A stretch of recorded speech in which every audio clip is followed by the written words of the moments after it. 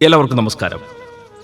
Parents കണക്റ്റിൽ ഇന്ന് നമ്മൾ ചർച്ച ചെയ്യുന്നത് നമ്മുടെ മക്കൾ എപ്പോഴും നമ്മൾ പറയുന്ന വഴിയിലൂടെ തന്നെ സഞ്ചരിക്കണം എന്ന് നമുക്ക് നിർബന്ധം പിടിക്കാൻ കഴിയില്ല. ലോകപ്രശസ്തമായൊരു ഉപമയെക്കുറിച്ച് ധൂർത്തപുത്രന്റെ ഉപമ.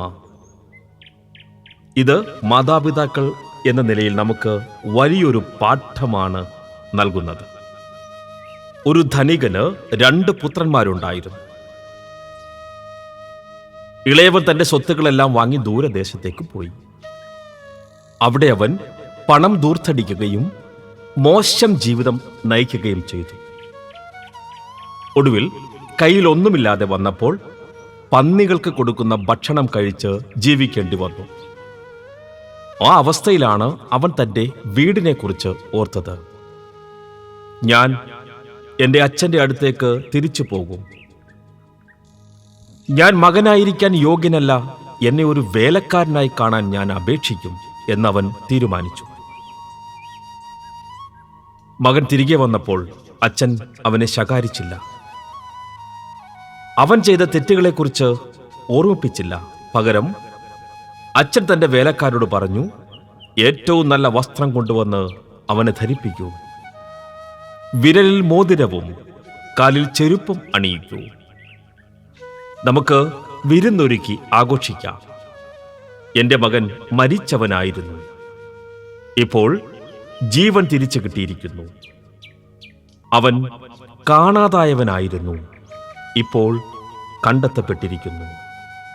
പക്ഷെ ഇതേപോലെ സ്വത്ത് ചോദിച്ച് പോകില്ലായിരിക്കാം.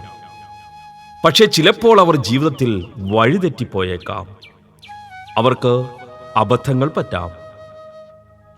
അവർ സ്വാതന്ത്ര്യത്തിന് വേണ്ടി നമ്മളോട് കലഹിക്കാം, പ്രശ്നങ്ങളിൽ ചെന്ന് ചാടാം. ഒരു രക്ഷിതാവ് എന്ന നിലയിൽ നാം ചെയ്യേണ്ടത് ഇതാണ്: അവർക്ക് തെറ്റുപറ്റാം എന്ന് അംഗീകരിക്കുക. അവർ തിരികെ വരുമ്പോൾ പഴയ തെറ്റുകൾ കുത്തി നോവിക്കരുത്. ഞാൻ അന്നേ പറഞ്ഞതല്ലേ എന്ന പരിഹാസം ഒഴിവാക്കുക.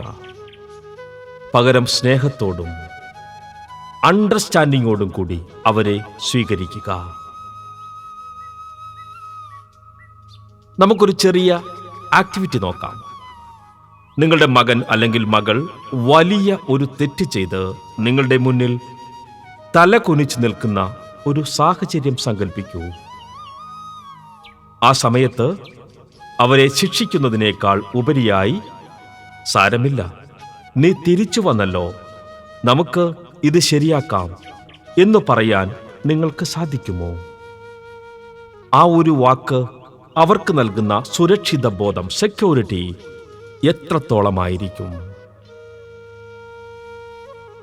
മക്കൾക്ക് ലോകത്തെവിടെ പോയാലും തിരികെ വരാൻ സുരക്ഷിതമായ ഒരിടം നിങ്ങളുടെ ഹൃദയമായിരിക്കണം. അവർ വഴിതെറ്റി അലയുമ്പോൾ അവരെ കാത്തിരിക്കുന്ന ഒരച്ഛനോ ഒരമ്മയോ ഉണ്ടെന്ന ബോധ്യം അവരെ വലിയ അപകടങ്ങളിൽ നിന്ന് രക്ഷിക്കും. നിങ്ങളുടെ മകൻ ഒരു തെറ്റേറ്റു പറഞ്ഞു വന്നപ്പോൾ നിങ്ങൾ അവരോട് എങ്ങനെയാണ് പെരുമാറിയത്? അത് അവരുമായുള്ള ബന്ധം കൂടുതൽ ശക്തമാക്കാൻ സഹായിച്ചോ? പറയാമോ?